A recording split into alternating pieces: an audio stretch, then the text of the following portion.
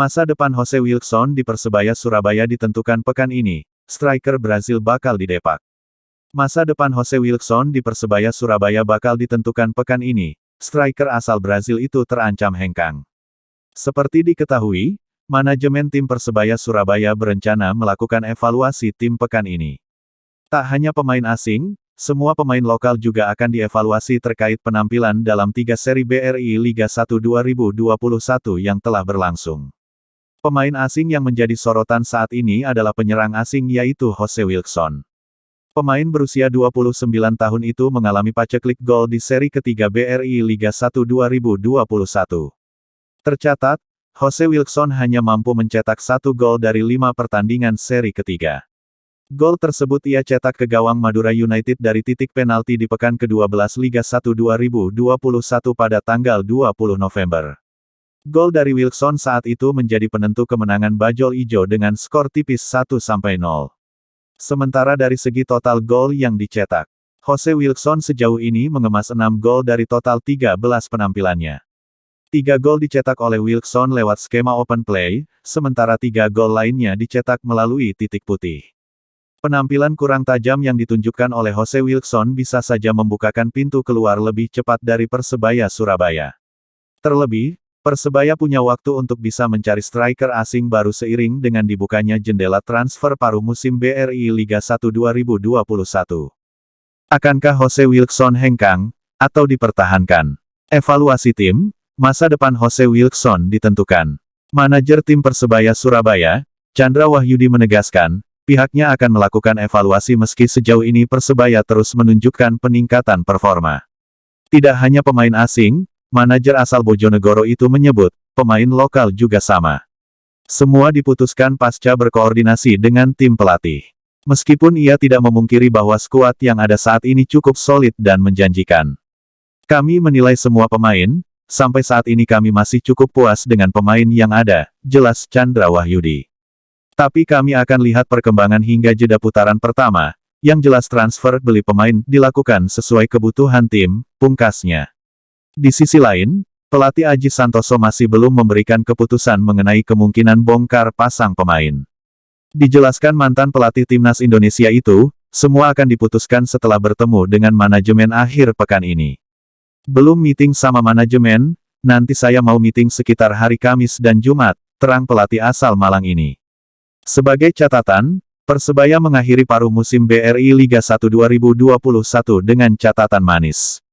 Bajul Ijo finish di posisi 4 besar klasemen dengan raihan 30 poin dari 16 laga. Sejatinya bisa saja posisi ini ada ubahan karena laga Persebaya vs Bali United, begitu juga dengan laga Arema FC vs Persikabo mengalami penundaan. 2 laga ini ditunda karena Persebaya dan Arema FC menyumbang pemain cukup banyak di Timnas Indonesia Piala AFF 2021. Hasil ini lebih baik dari catatan Persebaya di Liga 1 2019 lalu yang finish di posisi 5 klasemen sementara dengan raihan 25 poin. Catatan apik Persebaya musim ini diraih berkat 10 laga terakhir terus tampil apik tanpa tersentuh kekalahan, 5 laga diantaranya clean sheet.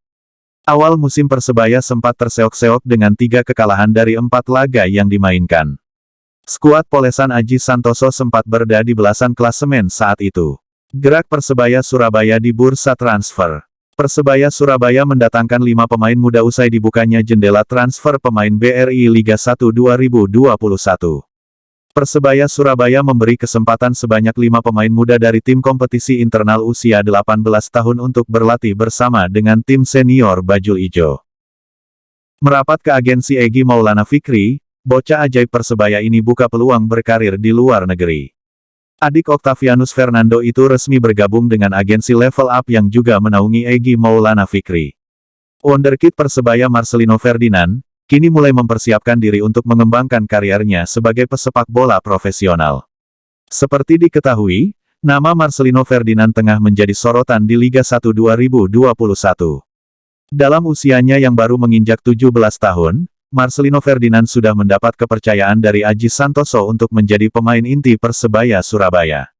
Kepercayaan itu pun dibayar tuntas oleh Marcelino dengan penampilan impresif. Dalam beberapa kesempatan, Marcelino Ferdinand hadir sebagai penyelamat Bajul Ijo dari kekalahan hingga menjadi pahlawan kemenangan Persebaya. Wajar saja jika saat ini Marcelino digadang-gadang sebagai calon pemain muda terbaik Liga 1 2021. Ditambah lagi, pada awal Oktober lalu, pemain kelahiran tanggal 9 September tahun 2004 itu masuk dalam daftar 60 pemain muda terbaik dunia versi The Guardian. Setelah mencatatkan debut untuk Persebaya 2 hari setelah ulang tahunnya yang ke-17, dan menjadi pemain termuda yang pernah tampil untuk klub, pelatih Aji Santoso mengatakan bahwa masa depan remaja ini akan bersinar selama dia bekerja keras, tulis The Guardian. Si nomor 10, yang bisa bermain melebar, punya semua hal yang dibutuhkan, keseimbangan, kontrol bola, teknik, dan kepercayaan diri untuk menjadi bintang masa depan. Mungkin karena rasa sungkan sebagai pemain muda, Marcelino beberapa kali tampil pelan saat harus membuat keputusan. Ini tentu perlu diperbaiki ke depannya, tandas The Guardian. Kini, demi melebarkan peluang kariernya, Marcelino Ferdinand resmi bergabung dengan salah satu agensi pemain profesional, Level Up. Hal itu diumumkan lewat akun Instagram resmi Level Up pada Senin, tanggal 13 Desember tahun 2021. Seharusnya bergabungnya Marcelino Ferdinand bisa terjadi lebih cepat, tetapi hal-hal baik memang butuh waktu, tulis Level Up dikutip bolasport.com dari Instagram resminya. Selamat datang ke tim Level Up, Marcelino Ferdinand. Terima kasih Alexandros atas komitmen dan bantuan Anda, tandas Level Up. Sebagai informasi, agensi Level Up menaungi para pesepak bola muda potensial yang ada di Indonesia saat ini. Tercatat, nama-nama seperti Egy Maulana Fikri dan Pratama Arhan menjadi bagian dari agensi Level Up. Bukan tidak mungkin, kedepannya Marcelino bisa menyusul jejak Egy Maulana Fikri berkarir di luar negeri, khususnya Eropa.